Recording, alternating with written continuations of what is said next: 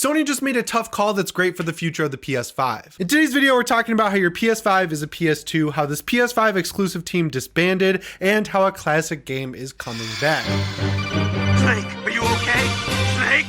How's it going, everyone? As always, my name is Jimmy Champagne, and this is my channel PSReady, where I talk about everything PlayStation. We're coming to the end of the year now, but we got a huge news update from Naughty Dog, so I'm filming a pickup. I was building my Viking Village Lego last night, and I was watching The Departed, and they put out this message that let us know The Last of Us multiplayer game they've been working on since The Last of Us Part 2 is canceled. I'm not going to read the whole message. You can pause and read it if you'd like, but basically the way they break it down is that they got to a point with this game where they had to make a choice. They were at a fork where one way they would have to support this game in perpetuity, right? Like, they think it's good enough to come out and capture people and get them to play it, but if that happens, you have to make battle passes, you have to make new maps, you have to make skins and other content, you know, that takes a lot of manpower, and because of that, they would have to compromise their single player games. Or they could just do what they're good at, not release a multiplayer game that's going to take up all of their studio's time, and just make the single player narrative driven games that have gotten them Game of the Year awards and huge sales for decades now. Clearly, they went with the second choice, which was to continue to make single player games. And I don't think I need to say that I think that was the better choice here. I actually play quite a few live service games. I put hundreds of hours into Fallout 76 when it was fixed. I've put almost 1,000 hours into Destiny 2. I play a lot of Diablo 4 and Halo Infinite, and it is not lost on me how hard these games are to make. I mean, Halo Infinite is a great example because they are another studio who had to make the tough call to not make single player content for Halo because they wanted to put all of their energy into the multiplayer, which worked out for them, but there's a little bit of a difference there. Whereas Halo was always a franchise that was built on having a great campaign and great multiplayer, Naughty Dog's never really been that huge of a multiplayer studio. They did find niche success with factions in The Last of Us 1. It was nowhere near the level of something like Halo 3. You know what I'm saying? Another reason I think this was a smart move by Naughty Dog is because of what happened with Anthem, where BioWare transitioned from a single player narrative RPG studio to a live service studio that was trying to take on Destiny, and it killed that studio, right? They're still around. They're still making Dreadwolf or whatever, Dragon Age 4. They're still working on a new Mass Effect, but they don't have any of the people who made those games back in the day still around, and you can tell, right? Like, the leaked footage of Dreadwolf basically makes it look like their take on Dark Souls versus what people came up playing from them. And it makes sense, right? Like, if I got a job at Naughty Dog, I'd theoretically be wanting to work on some of the best narrative driven single player games in the industry. So imagine my disappointment when I hear that, yeah, I'm going to be working on this new live service game in the Last of Us universe. It'd still be cool because it's Naughty Dog's twist on it, but it's not what I signed up for. So what am I going to do? I'm going to go look at Capcom for a job because they're making narrative driven single player third person horror games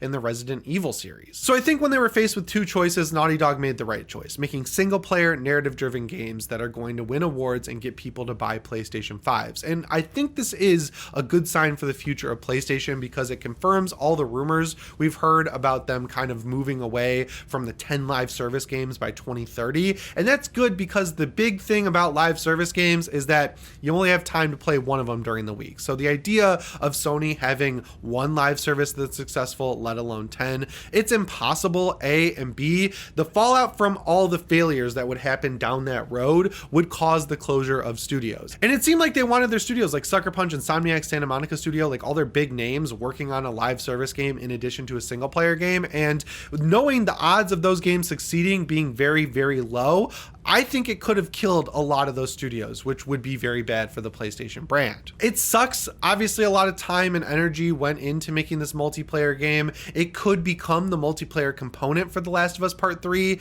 and I think that's all it ever should be. Naughty Dog was not the studio to be making a full-on live service game. I've been excited for what they were doing because they were doing it, but now that I know it's canceled, I feel a lot better about the situation overall. The first thing I want to talk about in today's video is how your PS5 is finally becoming a PlayStation 2. So back when PS Plus Extra and Premium were released, the big tier that I was excited for was, of course, classic games coming along with the subscription that you get with PlayStation Plus Premium. And that honestly is the one big area where I think Sony has really let me down this year. I personally would have subscribed to PlayStation Plus Premium if they put out like a comprehensive plan that made me believe they were going to start releasing some PS1, PSP, and PS2 games, but since they started started this whole program, they've released a couple, maybe 3 or 4 every month. And while, yeah, that is cool, the ones they've released have never really been the amazing games that I grew up with. Like, there's so many classic Final Fantasy games, the Resident Evil original trilogy, Silent Hill 1. There's a ton of PS1 games ranging from like Metal Gear Solid all the way down to like Resident Evil 1, 2, and 3, Silent Hill.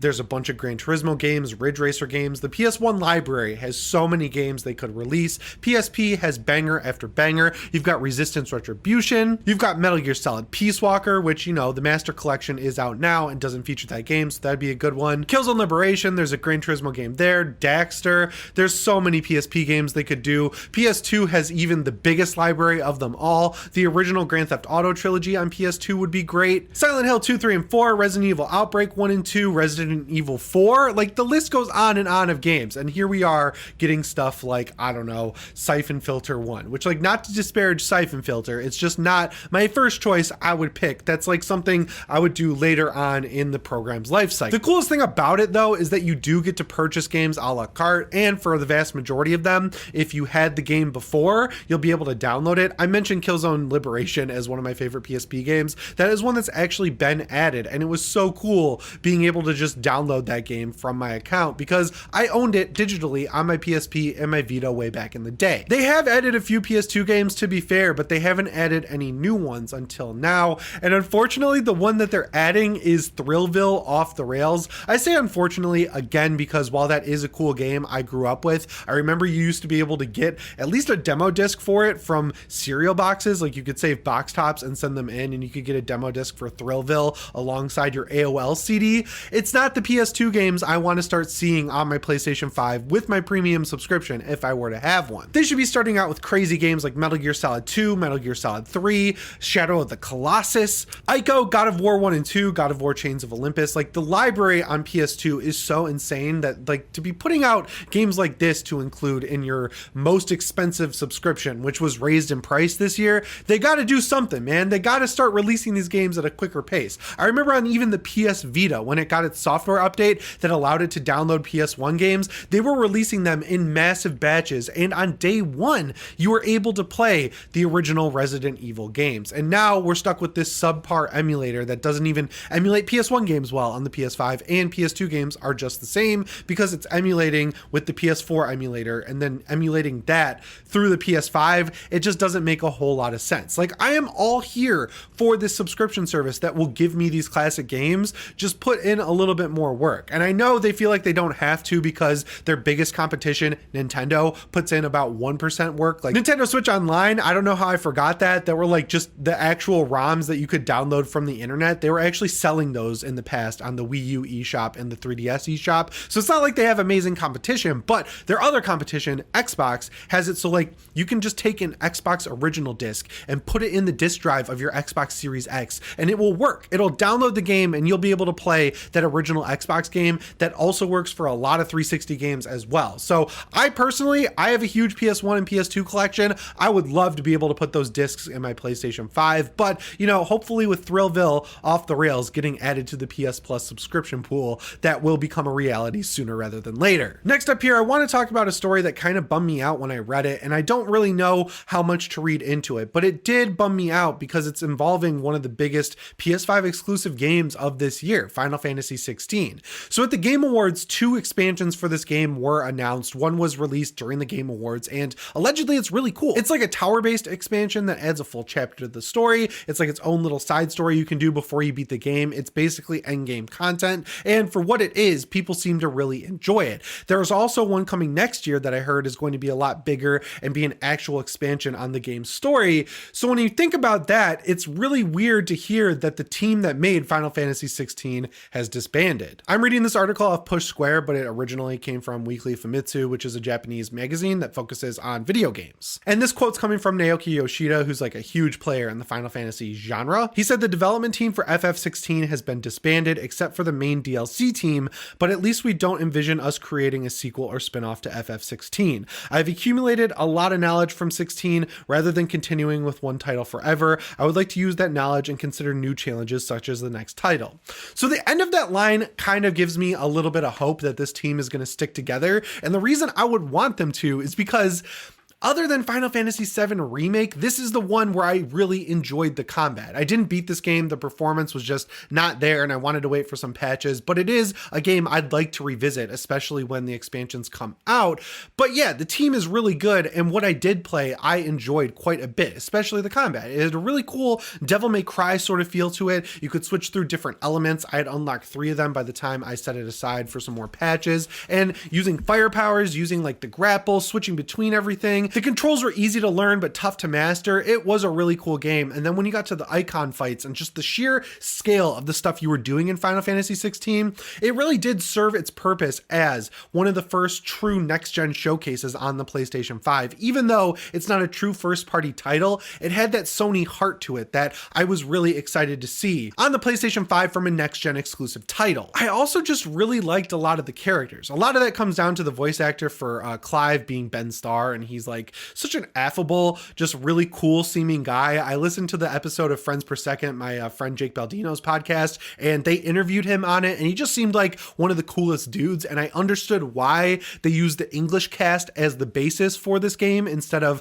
you know, having a Japanese cast be the lip syncing cast and then having it dubbed over in English. It was the reverse for pretty much the first time ever. But yeah, it is nice to see that this team is sticking together, and honestly, it makes a lot of sense because in the reverse, back in the day when I was in high school and going into college, really, this series lasted so long. They tried to do a series within the Final Fantasy series related to Final Fantasy 13. So you got 13, then 13-2, and then Lightning Returns. And 13 and 13-2 were pretty similar games. They were both turn-based JRPGs that had incredible graphics. They really pushed the PlayStation 3. And then Final Fantasy 13-3, Lightning Returns, was like totally different. It was Lightning comes back to life, and it had a timer on it. It was totally action-based. It had pretty weak graphics and didn't run very well. It was kind of like the black sheep of that trilogy. And then you also had things like Dissidia going on, and then Final Fantasy 15 of all games was also announced as a Final Fantasy 13 spinoff. And even that game got its own spinoffs. You had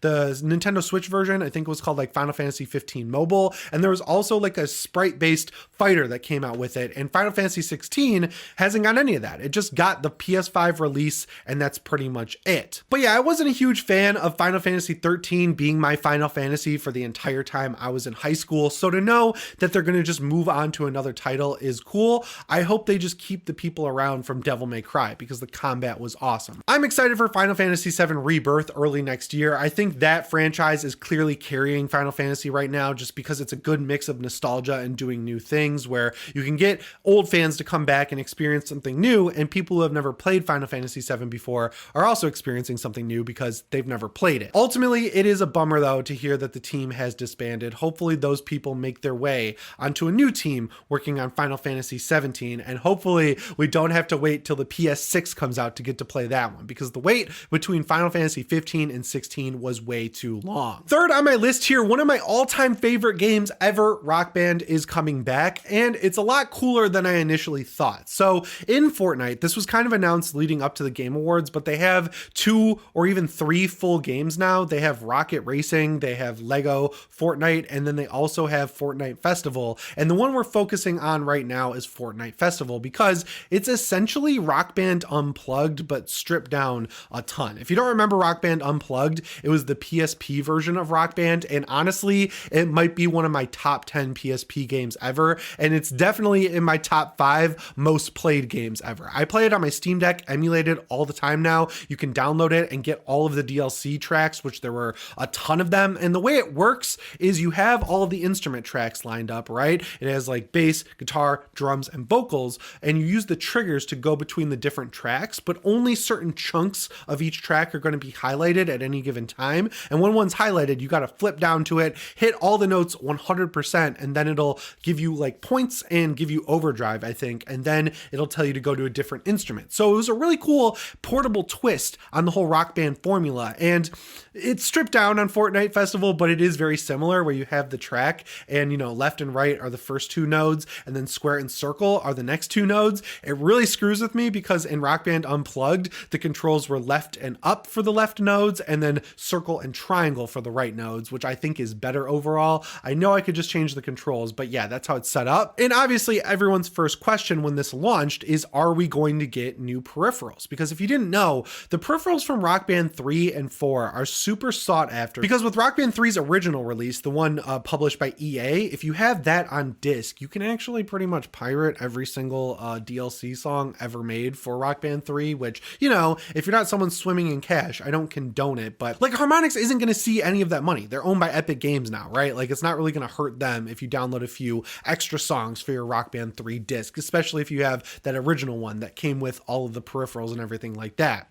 A lot of these peripherals are extremely expensive now because there's games like Clone Hero on PC that you can use them on. The keyboard from Rock Band 3 I know is super expensive, and the drums from Rock Band 4 are also expensive. So a lot of people don't have them anymore. They don't want to buy them, or they broke. So a lot of people were asking if these peripherals are eventually going to work with Fortnite Festival, and we heard positive news. Early next year, we're going to get a patch for Fortnite Festival, a game within Fortnite that allows you to use the Rock Band 3 and Rock Band 4 peripherals. But like I said, a lot of people don't have them anymore, and that brings me to the peripheral maker PDP. They tweeted out a silhouette picture of a new guitar, and I think they had a thinking face in there or something like that, but basically what they're teasing is a brand new Rock Band style guitar for Fortnite Festival, which is amazing. One of my best friends, Dustin Furman, responded to the tweet with a drum set emoji and a question mark, and then they responded, I think, with a thinking face, which got everyone kind of interested in the idea of drums coming back as well. I don't know if you guys know this, but I was a drummer for a very long time. I had a band in high school. We won a bunch of Battle of the Bands. We would play covers. I also did the real version of School of Rock, which was really cool because every semester you would pick a band and then you would have a band within the School of Rock and you would learn a bunch of songs by that band.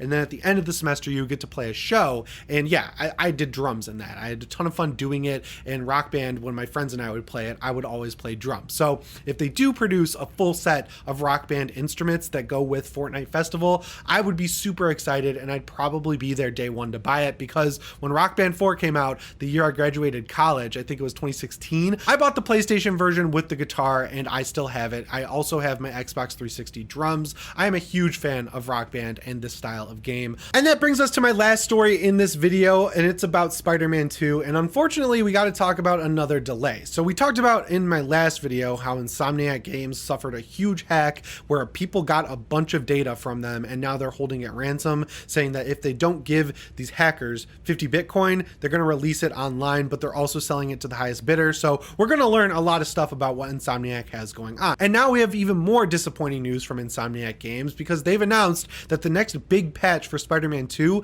has been pushed out of 2023 and into 2024. At first I was a little scared because this image looks like those images that developers tweet out when their game is broken, like Lord of the Rings Gollum, where they called it Lord of Ring Gollum. It looked like one of those. But yeah, it basically confirms that the patch that was going to have the ability to change your tendril colors, be able to change the time of day, which is really handy for photo mode people, and also of course includes New Game Plus, that is being pushed until next year. Honestly, I'm not that bummed about it, just because, like I mentioned at the beginning of this video, I have so many games stacked up that I still need to play that Spider-Man 2 is still so fresh in my mind that even if this patch did come out now, I don't think I'd necessarily go back and play it again. I'm filming a new outro for the video here because I realized this is going to be my last news update for the rest of the year. I just wanted to say thank you so much to any of you who have watched these videos throughout the past few years. I moved out to LA 8 years ago with one goal, well, two goals that were combined into one goal. The goal was to become a YouTuber who could support themselves, and then the sub goal was to move back to Michigan because California just isn't for me. I liked all the nature and the beach and everything. I didn't like being so far from my friends and family, and I like having seasons, which